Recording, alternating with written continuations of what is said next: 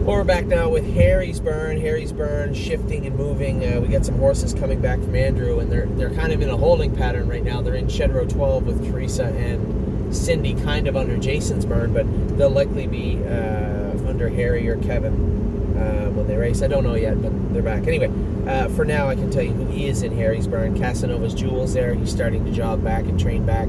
A fall appointment for him, obviously. I want to give him time. And see what's going to take place with our boy Cass. Casanova's Jewel will be ready in the fall. Capistrano couldn't be any better than she is right now. Undefeated in 2 starts in the grassroots. Very impressed with this filly. Have been impressed with her for a long, long time, though. You guys look back at her videos. I've been talking about Capistrano for a very long time. Just a tad. I broke down and entered Just a Tad in the sale.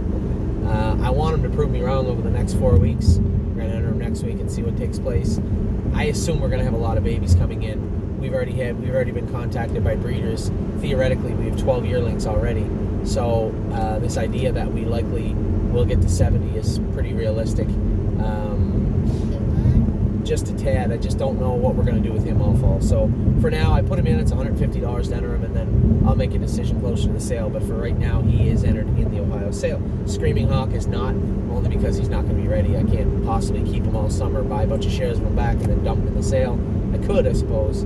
But I want to get some lines on him, and then we'll sell him this fall, later in the fall, maybe. Sunshine's Finest, getting close. Getting real close to Sunshine's Finest. I think that's where they play, right? But we're getting close to Comerica Park, somewhere around here. Sunshine's Finest is going to get looked at, I think, in the next week or so, and then we'll know how that bone looks, if it healed back good. He's sound, I have every reason to believe, and the surgeon told me herself, she's every reason to believe it will heal up good. Sunshine Inn is entered in the sale. This idea that we can race her with no consistency is wrong.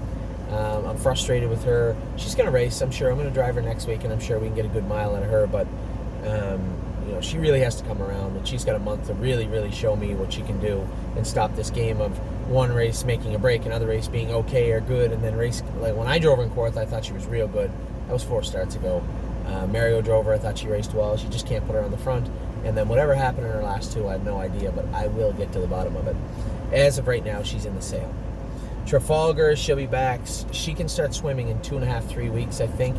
And then after that, 2 weeks later, x-ray to make sure everything's all right. The vet said she believes she'll be fine. So that 2 weeks of swimming is a big deal. It may be the difference between us being able to race her in late fall and not. So Trafalgar, her 2019 career, her year, is not a write-off yet. It will depend on how quick she heals and how sound she is when she comes back. Utopian, I entered him in the sale also, that colt. We're going to race him a couple more times, and then obviously he'll be off to the sale. I don't know what he can do to keep himself away from the sale, but we'll see.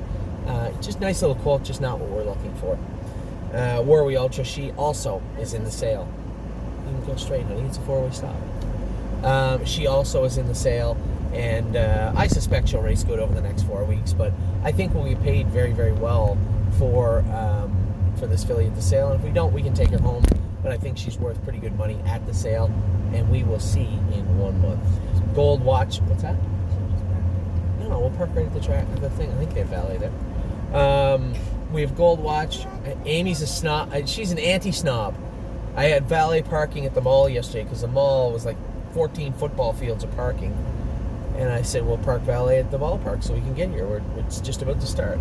So, Bautista jersey. Anyway, where was it? Gold Watch and Frontier Cruiser and Harry's Burn. Forged and Fire and Harry's Burn. Forged and Fire just hasn't got a chance to go out to the field we want to get him to yet. So he's been going on the wheel and out in the paddock at the farm. No big deal there. And there was some overflow. Jason's girls are full.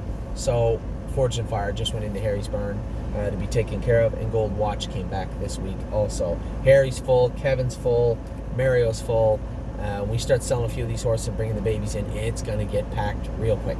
So that's Harry's Burn. I likely won't finish Kevin, Tim, Brandon, and Andrew and Scott for a little bit, but I'll get to them in just a little bit.